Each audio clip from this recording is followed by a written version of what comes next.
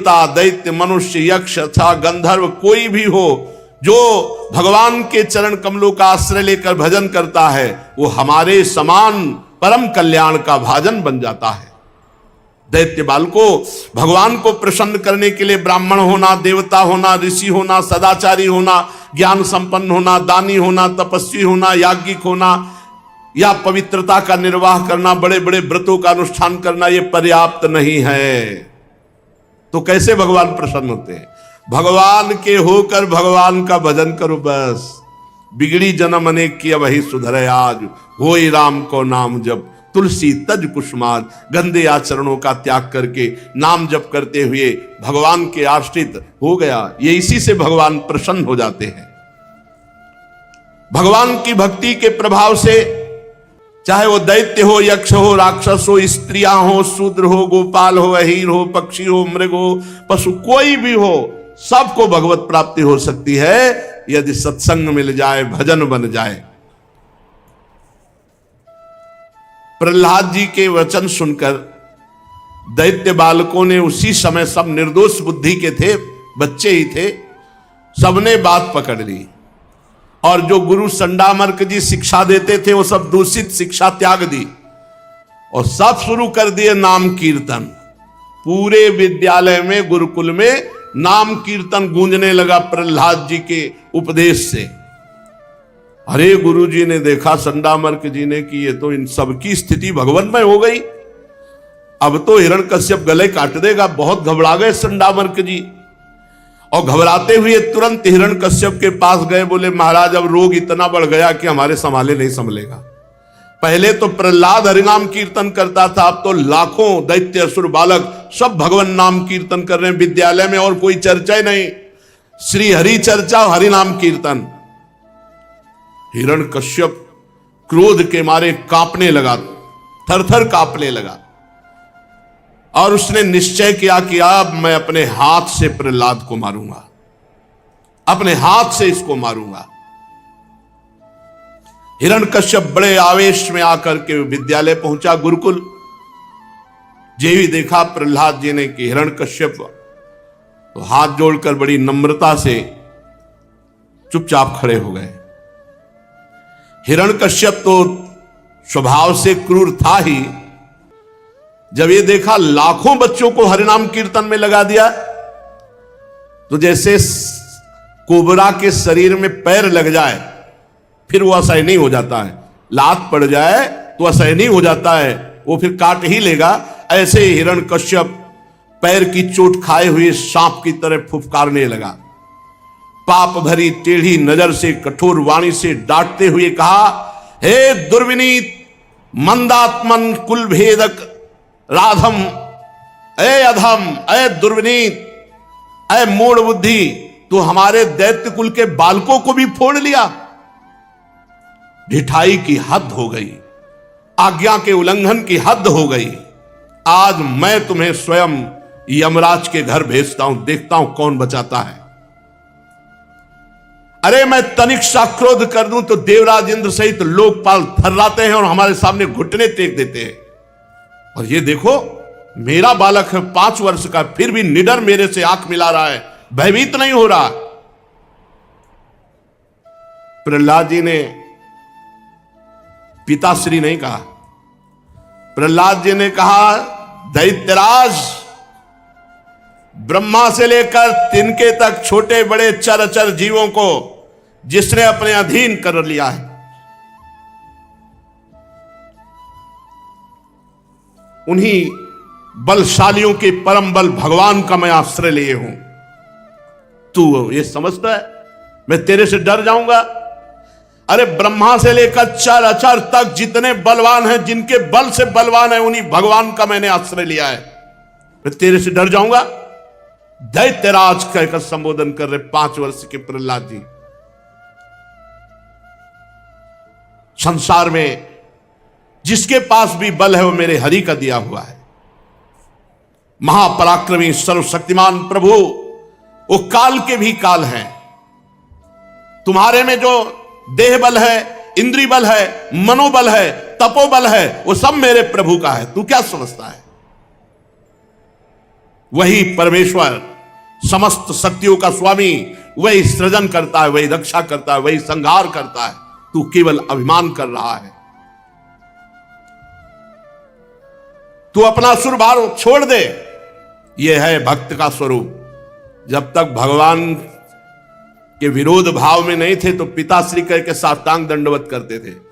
आज जब भगवान का विरोध तो कह रहे तू अपना असुर भाव छोड़ दे। तेरे में जो प्राण बल है, इंद्रिय बल है, मन बल है, तप बल है, वो सब मेरे भगवान का दिया हुआ है। तेरे से डरूंगा? ब्रह्मा से लेकर तिनके तक जो चराचर जगत को बल देता है वही मेरा स्वामी है। ये गर्व होना चाहिए, भक्त को ये ठसक होनी चाहिए। तू अपना ये अभिमान छोड़ दे, आसुर भाव छोड़ दे कि तू कुछ बिगाड़ सकता है किसी का। मैं अब भी प्रार्थना करता हूं कि अपने मन को सबके प्रति समान भाव में बदलिए। कुमार्गामी मन के सिवा तुम्हारा और कोई दुश्मन नहीं है। दैत्यराज, सब में भगवान विराजमान है, ऐसी भावना कीजिए तो बच सकता है। तू अपने को बड़ा बलवान मान रहा है, लेकिन तेरे को ये 6 इंद्रिय शत्रु लूट रहे हैं, काम, क्रोध, लोभ, मोह, मद, मत्सर। तू देख पा रहा है? बहिर्मुख 10 दिशाओं को बाहर जीत लिया, लेकिन अंदर तू हार चुका है। मूर्ख है। गजब की बात। वो मूर्ख है जो 10 दिशाओं को जीतने के बाद अपने को दिग्विजयी मानता है, लेकिन अंदर काम, क्रोध, लोभ, मोह, मद, मत्सर उसको परास्त किए हैं। जिस ज्ञानी एवं जितेंद्रीय महात्मा ने सर्वत्र समता के भाव को प्राप्त कर लिया है, उसके सब शत्रु मर मिट गए। काम, क्रोध, लोभ, मोह, मद, मत्सर। फिर बाहर तो शत्रु रह कैसे सकता है? हिरण्यकश्यप ने कहा, अरे मंद बुद्धि, तू मेरे को प्रवचन सुना रहा है, मेरे को उपदेश कर रहा है। अब उसकी दृष्टि में तो बालक ही ना प्रहलाद जी। हद हो गई, तेरे बहकने की हद हो गई। अब स्पष्ट हो चुका है, कोई दोष ना दे, मैं अपने हाथ से इसको मार रहा हूं। जब किसी की मृत्यु का समय होता है तो बेसिर पैर की ऐसी बातें बका करता है। अब आगे तूने मेरे सिवा और किसी को जगत का मालिक बताया है तो बता, तेरा जगदीश्वर कहां है? कहता सर्वत्र है। बांध दो इसको इस खंभे में। बांध दिए गए प्रहलाद जी। प्रहलाद जी को किंचन मात्र भय नहीं है। जैसे गीदड़ों के बीच में सिंह हो तो कैसा, वो कहीं दबने वाला थोड़ी खिलवाड़ भय करे। प्रहलाद जी को कोई भय नहीं, क्योंकि पता है कि मेरे प्रभु सब बलों के बल है। खंबे में बांध। तो तेरा जगदीश्वर कहां है? क्या कहा? इस खंबे में भी है। तुझे इस खंबे में तेरा जगदीश्वर दिखाई दे रहा है? अरे झूठा, तू डींग हाँक रहा है। अभी अभी तेरा सिर धड़ से अलग करता हूं, देखता हूं तेरा वो सर्वस्व हरि जिस पर तुझे इतना भरोसा है, तेरी कैसे रक्षा करता है। बड़ा ये कथा कह लेना और सुन लेना बहुत सरल है, लेकिन परिस्थिति जरा थोड़ी देर के लिए प्रहलाद जी वाली परिस्थिति में आओ कि खंभे में बांध दिया गया और इतना त्रिभुवनपति पिता पूरे मारने के लिए तैयार है, लेकिन प्रहलाद जी की मुस्कुराहट में कोई फर्क नहीं। अभी अभी तेरा सिर धड़ से अलग करता हूं, देखता हूं तेरा सर्वस्व हरि कैसे तुझे बचाता है, जिस पर तुझे इतना गर्व है, भरोसा है, वो तेरी कैसे रक्षा करता है। इस प्रकार वो क्रोध में भर करके एक घूंसा खंभे पर प्रहार किया। कहां है तेरा हरि? तदैव तस्मिन्निनदोति भीषणो बभूवेनांडकटाहमस्फुटत् यं वै सुधष्ण्योपगतं त्वजादयः श्रुत्वा स्वधामाप्ययमंग में निरे। जे ही घूसे का प्रहार किया, ऐसा टहास आवाज आई, पूरा त्रिभुवन कांप गया। ऐसी ध्वनि की लोक लोकपाल सब थर्रा उठे, मानो प्रलयंकारी आवाज हो। और हिरण्यकश्यप ने देखा ये घोर शब्द कहां से हुआ। तलवार छूट गई, ढाल छूट गई हाथ से, कांपने लगा। ऐसा भयंकर सिंहनाद, खंभे की तरफ देखा तो इतना तेज था कि उसकी आंखें चौंधिया गई, कुछ दिखाई नहीं दिया, शब्द करने वाला दिखाई ही नहीं दिया, इतना तेज था खंभे में।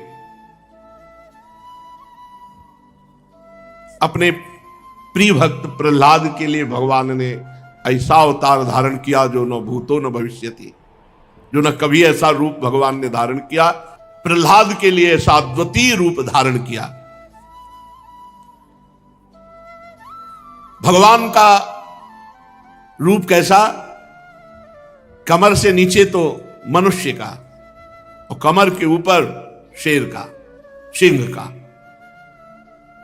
ना पूरे मनुष्य हैं ना पूरे सिंह हैं, क्योंकि उसने मांगा था वरदान की ब्रह्मा का बनाया हुआ, तो ब्रह्मा का बनाया हुआ सिंह भी होता है और ब्रह्मा का बनाया हुआ मनुष्य भी होता है। लेकिन आज तक ब्रह्मा ने ऐसी सृष्टि नहीं रची कि जो नर भी हो और सिंह भी हो। नरसिंह अवतार भगवान का। हिरण्यकश्यप देखा अद्भुत रूप भगवान का, ना मनुष्य है और ना सिंह है, नरसिंह, अलौकिक रूप भगवान का। हिरण्यकश्यप ये सोच ही रहा था कि ऐसा कैसे हो सकता है, खंभे से कैसे प्रकट हो सकता है। भगवान नरसिंह सामने आकर खड़े हो गए। इतना भयावना रूप, लपलपाती हुई जिह्वा, भाले की नोक की तरह खड़े हुए बाल, और सिंह की तो वैसे ही दृष्टि, और भगवान तो वैसे नाराज थे तो आप वैसे ही दृष्टि, भयंकर रुद्र दृष्टि, विकराल दाढ़ें, पीली पीली आंखें, बार बार ओंठ चाट रहे हैं अपने, छुरे के समान तीखी जिह्वा, फूली नासिका और ऐसा भयानक मुख, जबड़ों से ऐसे लाल टपक रही भयंकरता, विशाल इतना बड़ा शरीर की स्वर्ग को छू रहा है। गर्दन नाटी और मोटी, छाती चौड़ी, कमर बहुत पतली, चंद्रमा की किरणों के समान सफेद रोए शरीर पर चमक रहे हैं, और चारों ओर सैकड़ों भुजाएं फैली हुई है। बड़ा विचित्र रूप, और आयुध रूप में केवल नख है। किसी का साहस नहीं कि समीप फटक सके। भगवान के चक्र, सुदर्शन आदि श्रेष्ठ श्रेष्ठ आयुध वहां चक्कर काट रहे हैं। हुकुम हो बस केवल। जितने भी दैत्य और दानव थे सब भाग पड़े देख करके भगवान के नरसिंह रूप को। कोई वहां नहीं खड़ा रहा, ऐसा भयंकर रूप भगवान का। देखो ये वही लाडले हैं जो ललित त्रिभंगी बंशी वादन करते हैं, इतने लाडले, इतने दुलारे कि ऐसा लगता छाती से लगा लो है। वही ऐसे लगे ना कि सबकी छाती फटने लगी, हिम्मत नहीं किसी की नजदीक पहुंच जाए, सब भयभीत होकर भाग रहे। हिरण्यकश्यप ने सोचा हो ना हो ये महामायावी हरि ही हो, और इसने मुझे मार डालने के लिए ये रूप धारण किया है, परंतु इसकी चाल सफल नहीं होने देंगे। आखिरकार उन्हीं का लड़ाया हुआ चेला है ना, हरि का ही तो चेला है, हरि का प्रधान पार्षद जय विजय है, तो अच्छे गुरु का लड़ाया हुआ चेला कोई जल्दी हार थोड़ी मारने वाला है। सब भाग गए, हिरण्यकश्यप नहीं भागा, और सिंहनाद करके हाथ में गदा ली और नरसिंह भगवान पर प्रहार कर दिया। सच्चे गुरु का चेला थोड़ी है, सच्चे गुरु का चेला है, हरि का चेला है। नहीं, इस समय कोई टिका नहीं, केवल देख के सब भाग गए। और बहादुर हाथ में गदा लेकर भगवान नरसिंह जी के ऊपर प्रहार किया, परंतु जैसे पतिंगा आग में गिरकर अदृश्य हो जाता है, ऐसे ही भगवान नरसिंह के तेज में वो लापता हो गया। सर्वशक्तिमान भगवान प्रलयंकारी भय प्रकट करते हुए अट्टहास कर रहे हैं। जो नरसिंह भगवान पर गदा मारी तो जैसे छोटे सांप के बच्चे को गरुड़ जी अपने पंजे से ही पकड़ लेते हैं, ऐसे भगवान ने गदा सहित हिरण्यकश्यप को पकड़ लिया। फिर भगवान ने सोचा थोड़ी देर तो खिलवाड़ कर ही दे, फिर छोड़ दिया। अब वो जैसे सांप गरुड़ के चुंगल से छूट जाए तो फन फैलाकर काटने के लिए दौड़ता है, ऐसे ही भगवान पर बार बार अस्त्रों का प्रहार कर रहा। लोकपाल घबरा रहे हैं, भगवान से प्रार्थना करें, प्रभु ज्यादा छूट मत दो, मार ही डालो। भगवान धैर्य रखो, थोड़ी देर तो खेल होने दो। और लोकपाल घबरा रहे कि ऐसा कहीं ना हो जाए, क्योंकि बहुत दिग्विजयी योद्धा हिरण्यकश्यप, वो सब डर रहे हैं। तलवार ढाल लेकर के भगवान से बाज की तरह, जैसे बाज पक्षियों पर टूट पड़ता है, ऐसे वो बार बार भगवान के ऊपर वार कर रहा है हिरण्यकश्यप। भगवान पैतरा बदल बदल करके उसके वार को व्यर्थ कर देते हैं। हिरण्यकश्यप ने दहाड़ लगाई। भगवान ऊंचे स्वर से प्रचंड भयंकर अट्टहास किया, उसकी आवाज को दबा करके हिरण्यकश्यप की आंखें बंद हो गईं। जिस समय भगवान ने दहाड़ लगाई, जैसे सांप चूहे को पकड़ ले, ऐसे भगवान ने हिरण्यकश्यप को पंजे में पकड़ लिया। बहुत छटपटा रहा है, लेकिन एक हाथ के पंजे से हिरण्यकश्यप नहीं निकल पा रहा। महाबली भगवान, ये हमारे भगवान हैं, यही अपने प्रभु हैं, यही अपने स्वामी हैं। जब भक्त के लिए अवसर पड़ा तो देखो ऐसा भयानक रूप धारण कर लिया। नहीं, इतने लाड़िले हैं, भक्तजन सदैव इनको अपने हृदय में ही बसाए रखते हैं। कैसे कैसे तुम्हें बताएं, कितने प्यारे हैं, कितने दुलारे हैं, कितने लाड़िले, कितने सुकुमार हैं। अति सुकुमारी लाड़िली पी किशोर सुकुमार, फूल सिरीसहुते सुकुमारा, फूल सिरीसहुते सुकुमारा, वो ऐसे कठोर है। बस यही बात है, हमारे प्रभु कुसुम से भी कोमल है। कुसुमादपि कोमला, वो वज्रादपि कठोराणि, वज्र से भी कठोर। भक्त के लिए अवसर पड़ जाए तो देखो कैसा रूप। भगवान ने एक हाथ के पंजे से ऐसे पकड़ लिया, हिरण्यकश्यप छटपटा रहा है, जैसे बाज के पंजे से पक्षी नहीं निकल सकता, ऐसे ही हो। अब भगवान ऐसे उठा के उसको ले गए पंजे में फंसा के, और जाके बैठे देहली पर, सभा की। उसने कहा था ना घर के भीतर न बाहर, तो देहली में। समय संध्या का, न दिन न रात। देहली पे बैठे, न नीचे न ऊपर, और अपनी जांग पे ऐसे गिरा लिया। और प्रहलाद जी की तरफ बड़े प्यार से देख करके अपने नाखूनों को ऐसे, और दिखा रहे हैं कि देख, ये न जीव है न निर्जीव है, और मैं ब्रह्मा का बनाया हुआ नहीं हूं, न दिन है न रात है, न भीतर हूं न बाहर हूं, न ऊपर हूं न नीचे हूं। पूरे वरदान सब गिना के भगवान मारे, ऐसा नहीं। और इसके बाद भगवान ने नखों से उसकी छाती फाड़ डाली हिरण्यकश्यप की, जैसे गरुड़ महाविषधर सांप को चीर डालते हैं। अपनी जंघा पर गिराकर अपने नखों से नरसिंह भगवान चीर डाला उसे। अब इस समय भगवान की बड़ी क्रोधमयी मुद्रा है, लपलपाती हुई जीभ, बार बार मुंह के दोनों कोने चाट रहे हैं।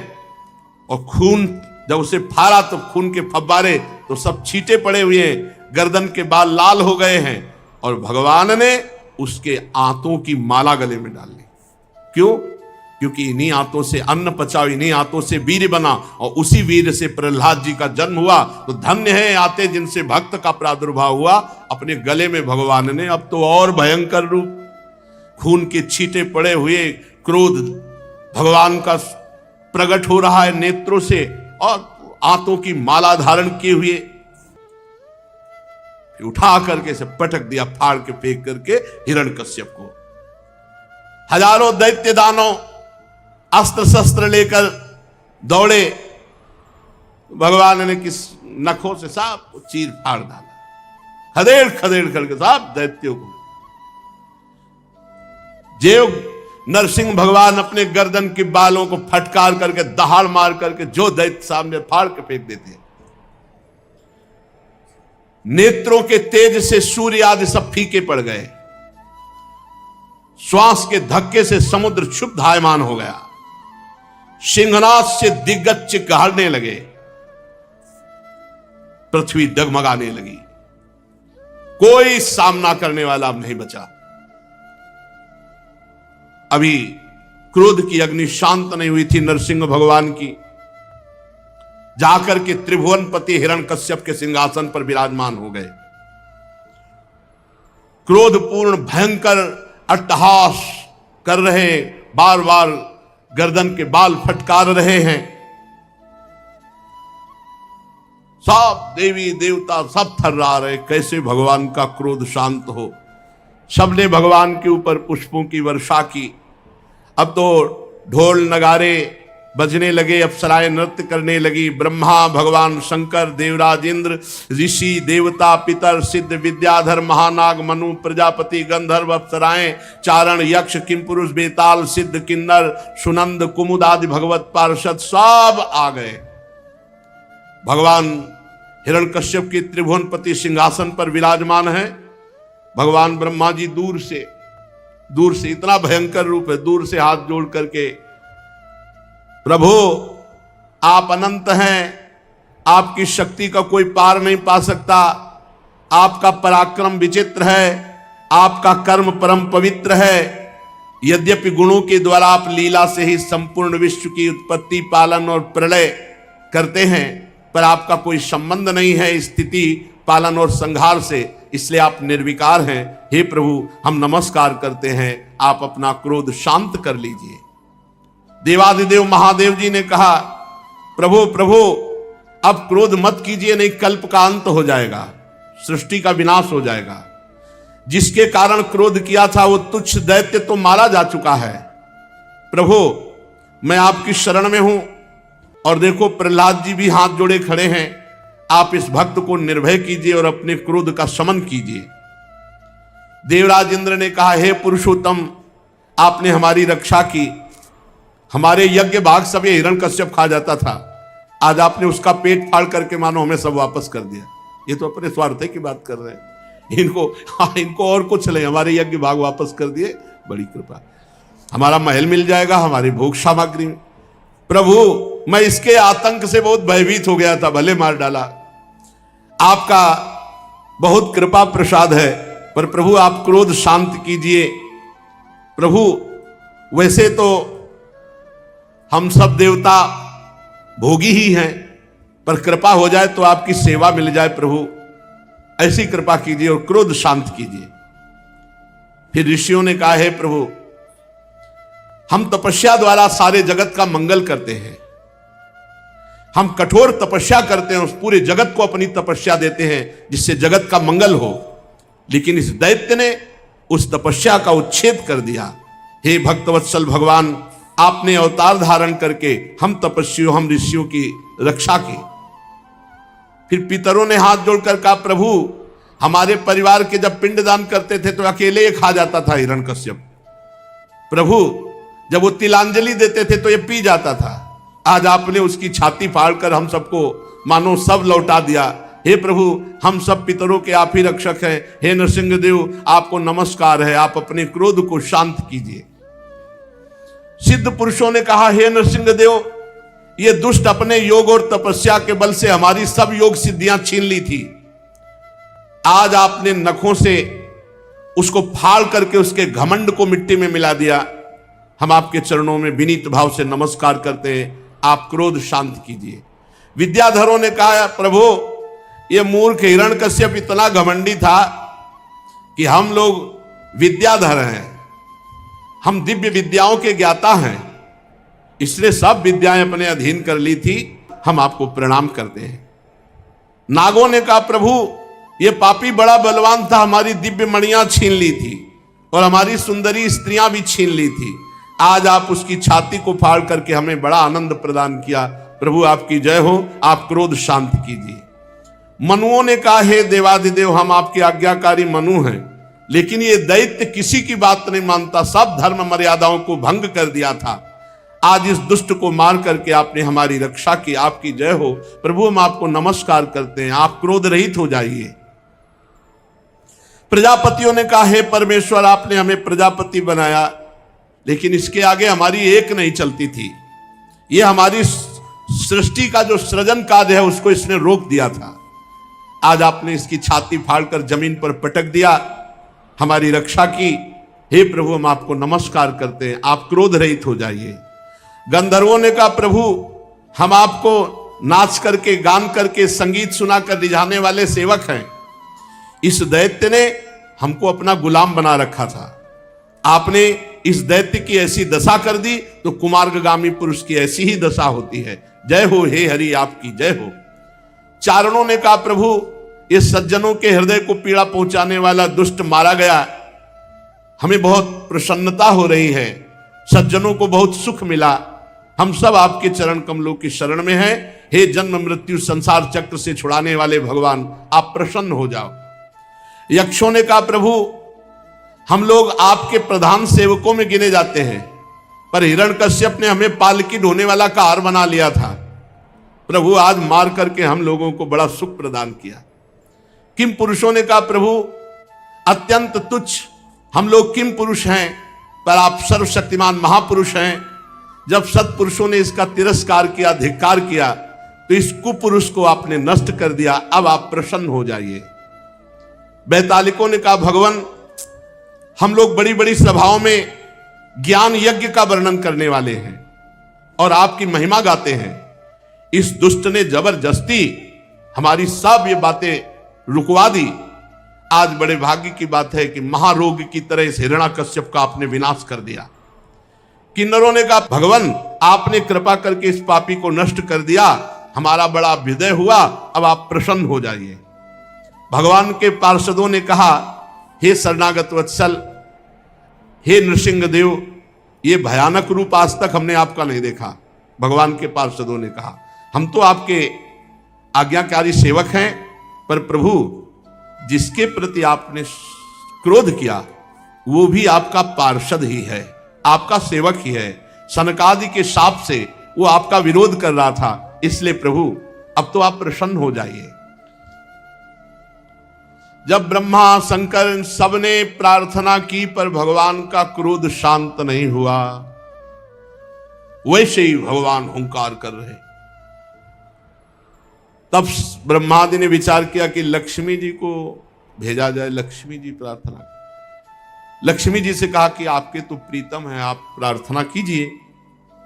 लक्ष्मी जी ने जे ही दूर से भगवान को रूप देखा, हम इस रूप में पास नहीं जाएंगे। भयवसम, हमने तो अदृष्टा सुत पूर्वत्वात् सा नोपे आय संकिता, न मैंने सुना न मैंने ऐसे देखा अपने प्रीतम का रूप, हम ऐसे समय में पास नहीं जाएंगे। लक्ष्मी जी ने कहा। तो प्रहलाद जी पास में खड़े हुए थे। ब्रह्मा जी नजदीक गए और कहा बेटा, यदि तुम भगवान के पास जाओ और उनके चरण पकड़ो तो जरूर शांत हो जाएंगे, क्योंकि तुम्हारे लिए ही क्रोध धारण किया। ब्रह्मा जी के ऐसा कहने पर लक्ष्मी जी तो पास भी नहीं गई और प्रहलाद जी दौड़ पड़े। जैसे अपने माता पिता से मिलने के लिए पुत्र दौड़ पड़े ना, तो प्रहलाद जी को कोई भय नहीं है नरसिंह भगवान से। स्तुति में वर्णन भी करते हैं कि प्रभु आपका भयंकर रूप दूसरों को भय दे रहा होगा, मुझे नहीं दे रहा, क्योंकि मेरे प्रीतम हो आप। प्रहलाद जी ने दौड़ करके जाकर भगवान के सामने साष्टांग दंडवत किया। भगवान नरसिंह देव जी ने देखा प्राण प्रिय प्रहलाद चरणों में पड़ा हुआ है, उठ खड़े हुए सिंहासन से और भगवान प्रहलाद जी को ऐसे उठाकर हृदय से लगा। जो परमात्मा तत्व का बोध है प्रहलाद जी को हो गया। तत्व बोध ये अत्यंत दुर्लभ बात होती है। ये होता है, बिना इसके पूर्णता नहीं मानी जाती। तत्व ज्ञान होना अलग बात है, तत्व बोध होना अलग बात है। प्रहलाद जी के सर पर जे ही भगवान का कर कमल ते ही समस्त शुभ अशुभ भस्म हो गए और उनको परमात्मा दर्शन तत्व बोध हो गया। भगवान के तत्व का बोध होना ये बड़ी दुर्लभ बात होती है। भगवान का दर्शन तत्व बोध ही कराता है। मम दर्शन फल परम अनुपा, जीव पाव निज सहज स्वरूपा। मेरे दर्शन का यह फल है कि जीव अपने सहज स्वरूप आत्मबोध को प्राप्त हो जाता है। अब तो प्रेमाश्रुधारा बह रही है श्री प्रहलाद जी की। पुलकित है शरीर, गोद में बैठे इसलिए ऐसे भगवान को देख रहे हैं निर्निमेष नयनों से, जैसे छोटा बच्चा अपनी मां को देखता है। प्रहलाद जी भगवान की स्तुति करने लगे। ब्रह्मादयः सुरगणा मुनयोऽथ सिद्धा सत्वैकतान मतयो वचसां प्रवाहै नाराधितुं पुरगुणैरधुना पिप्रुः किं तोष्टुमर्हति समे हरिरुग्र जाते। प्रभु, ब्रह्मादि देवता, बड़े बड़े ऋषि मुनि, बड़े बड़े सिद्ध, ये सब गुणातीत, कोई सतोगुण में स्थित, ये धारा प्रवाह आपकी स्तुति की और आपको संतुष्ट नहीं कर सके, तो मैं तो घोर असुर जाति में प्रकट हुआ हूं, दैत्य बालक हूं, क्या प्रभु आप मुझसे संतुष्ट होंगे? मैं समझता हूं मन्ने धना विजन रूप तपः श्रुतौजस तेजः प्रभाव बल पौरुष बुद्धि योगः नराधनाय हि भवन्ति परस्य पुंसो भक्त्या तुतोष भगवान गजयूथ पायः। भक्त्या तुतोष भगवान गजयूथ पायः। मैं समझता हूं कि प्रभु आप धन से संतुष्ट नहीं हो सकते, आप कुलीनता से भी संतुष्ट नहीं हो सकते, आप रूप से, तपस्या से, विद्या से, ओज से, तेज से, प्रभाव से, बल से, पौरुष से, बुद्धि से, योग से भी आप इनसे संतुष्ट नहीं हो सकते। परंतु भक्त्या तुतोष भगवान गजयूथ पाया, आप भक्ति से तो गजराज पर भी प्रसन्न हो गए। भक्ति से, भक्ति का स्वरूप क्या है? मेरे प्रभु,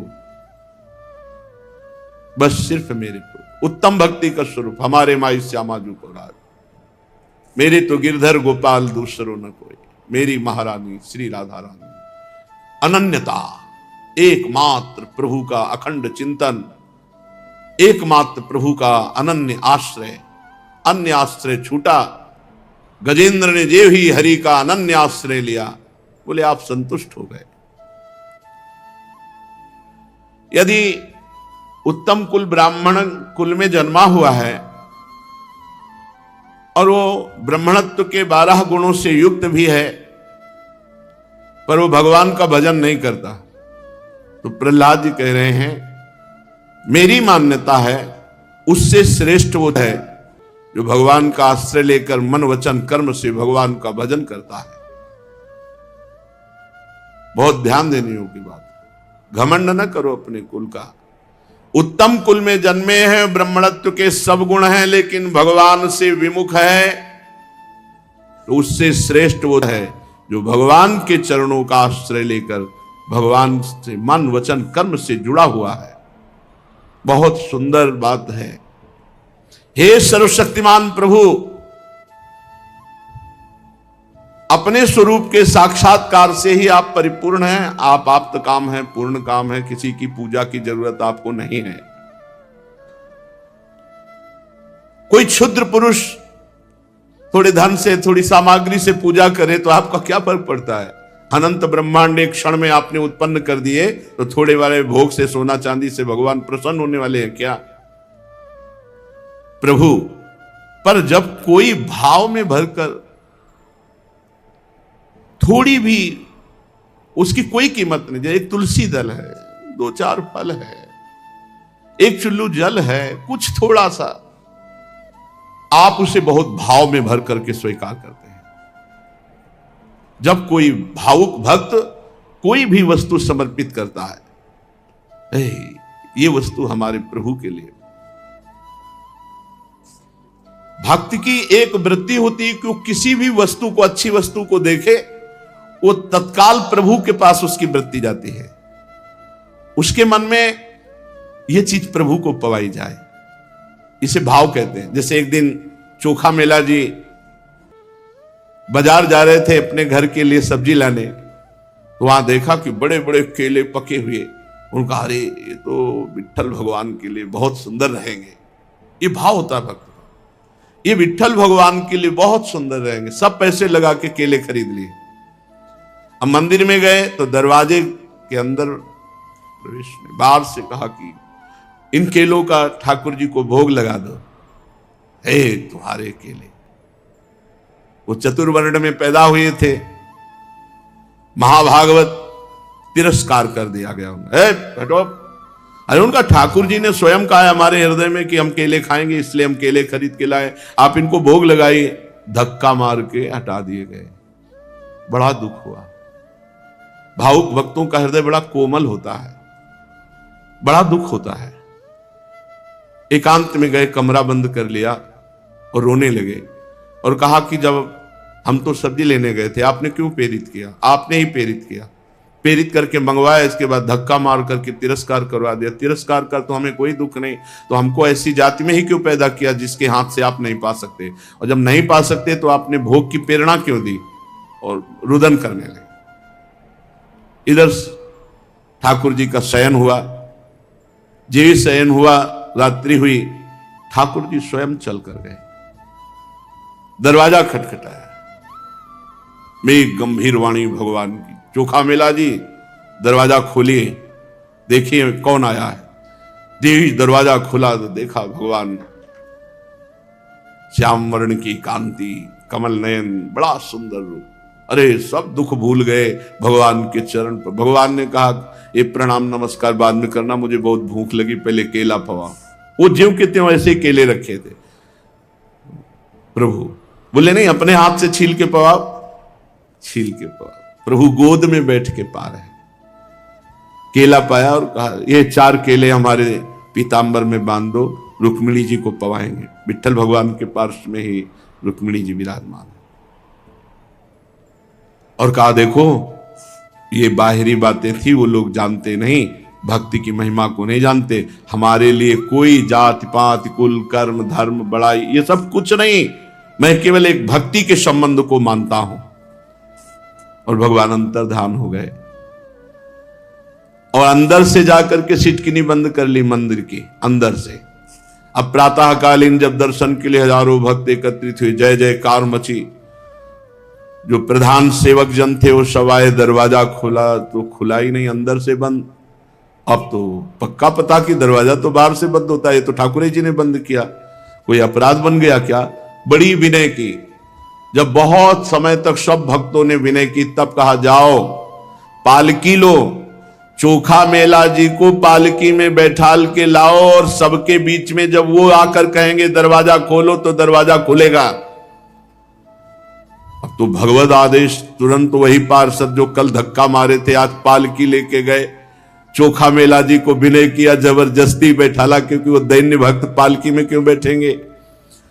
और जब चोखा मेला जी आए और दरवाजे खोलो प्रभु, तत्काल दरवाजा खुल गया। देखा तो आंगन में छिलके। तो उनका प्रभु ये छिलके कैसे?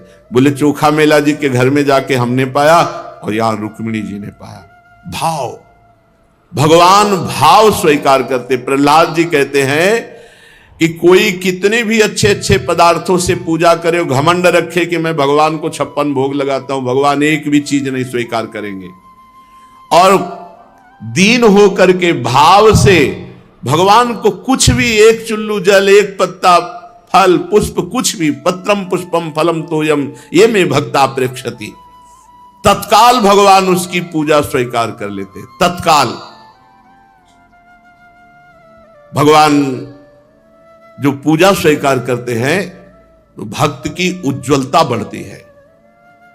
जैसे अपने मुख का सौंदर्य दर्पण में दिखने वाले प्रतिबिंब को सुंदर बना देता है, वैसे ही भगवान के प्रति जो जो भाव किया जाता है वो सब लौटकर अपने ऊपर आ जाता है।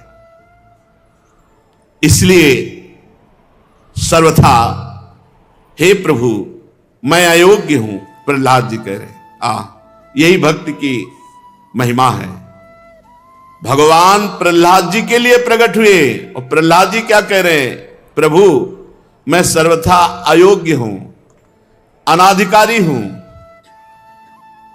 पर बिना किसी शंका के जितनी आपने बुद्धि दी है उसके अनुसार मैं आपकी महिमा का वर्णन कर रहा हूं।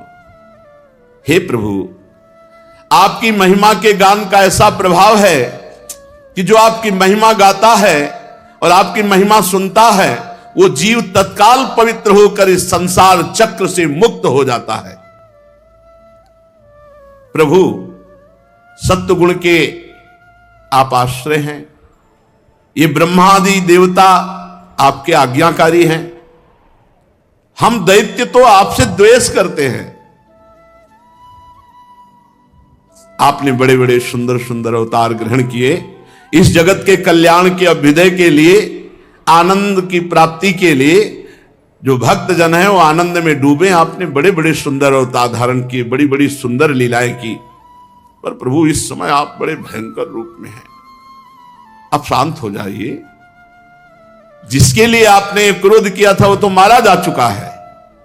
तद यच्छ मन्युमसुरश्च हतस्त्वयाद्य मोदेत साधुरपि वृश्चिक सर्प हत्या लोकाश्च निर्वृतिमिता प्रतियन्ति सर्वे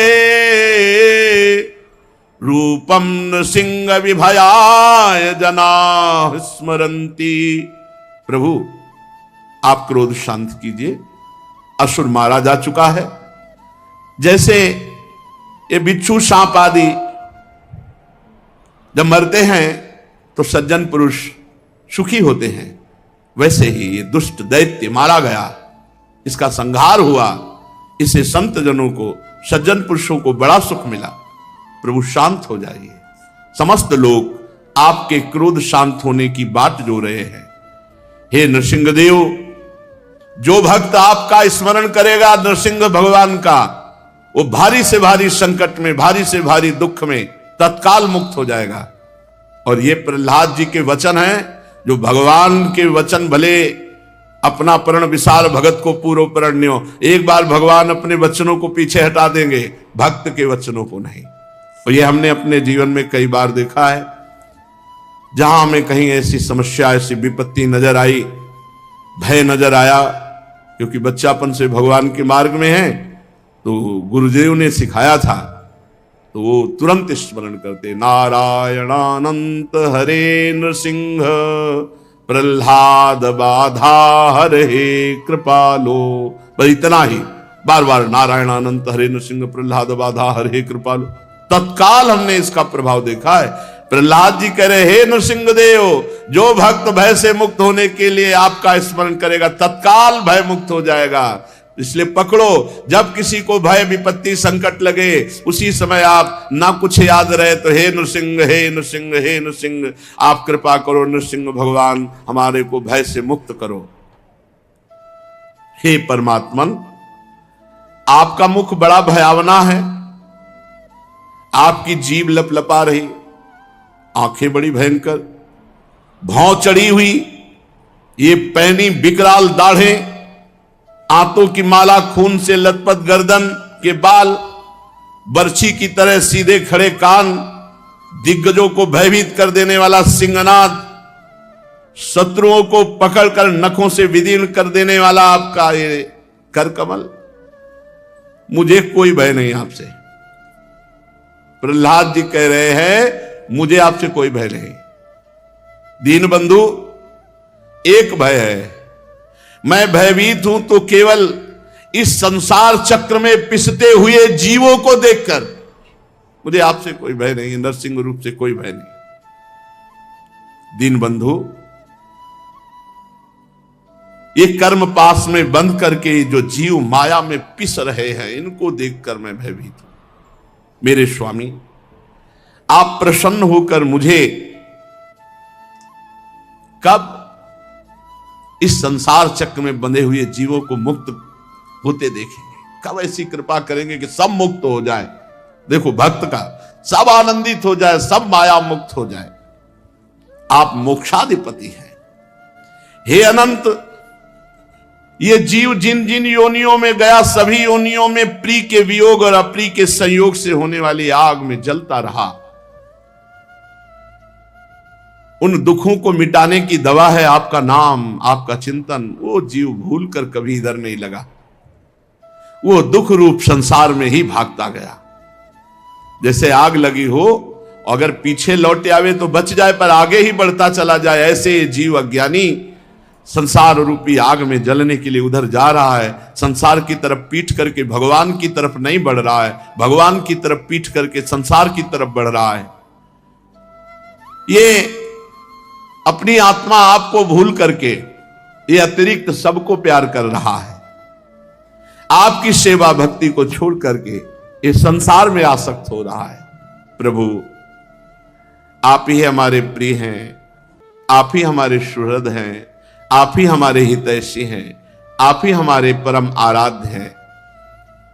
ब्रह्मा जी के द्वारा गाई हुई आपकी लीला कथाओं का गान करता हुआ, आपका चरणामृत पान करता हुआ, आपका नाम जप करता हुआ, मैं तो इस माया से नहीं डरता। आपकी लीला कथा का गान करता हुआ, आपका चरणामृत पान करता हुआ, आपका नाम जप करता हुआ, इस संसार की कठिनाइयों को मैं कुछ नहीं समझता, इन सबको पार कर जाऊंगा। हमें दुख है इनके लिए, ये जो संसार में रत न भगवान का नाम जप करते हैं, न भगवान की लीला कथा सुनते हैं, न भगवान की आराधना करते हैं। मुझे तो आपकी कृपा से परमहंस महात्माओं का संग मिला है, मुझे कोई भय नहीं है। हे नृसिंहदेव, इस लोक में दुखी जीवों को दुख मिटाने के लिए जो उपाय माना गया है, रुपया पैसा नाना प्रकार की भोग सामग्री, वो सब दुख ही है। एक क्षण में काल नष्ट कर देता है। मां बाप बालक की रक्षा नहीं कर सकते, अगर काल विरुद्ध है तो नहीं रक्षा कर सकते। औषधि रोग नहीं मिटा सकती अगर काल विरुद्ध है। समुद्र में डूबते हुए को कोई नौका या कोई बचा नहीं सकता यदि काल विरुद्ध है। सत्वादि गुणों के कारण भिन्न भिन्न स्वभाव के जितने ब्रह्मादि श्रेष्ठ हैं, सब काल के अधीन हैं। काल सबको रौंद देता है, पर काल को प्रेरित करने वाले आप हैं। जो आपकी शरण में आ गया, समुझ जे आए शरण ते डरत ना काल डर, दियो दान ते न भय। ये समुझ जे आए शरण ते डरत न काल डर, क्योंकि काल आपका ही स्वरूप है। प्रभु काल के द्वारा गुणों में क्षोभ होने पर माया मनः प्रधान लिंग शरीर का निर्माण करती है। यह लिंग शरीर बलवान कर्ममय अनेक नाम रूपों में आसक्त छंदोमय है।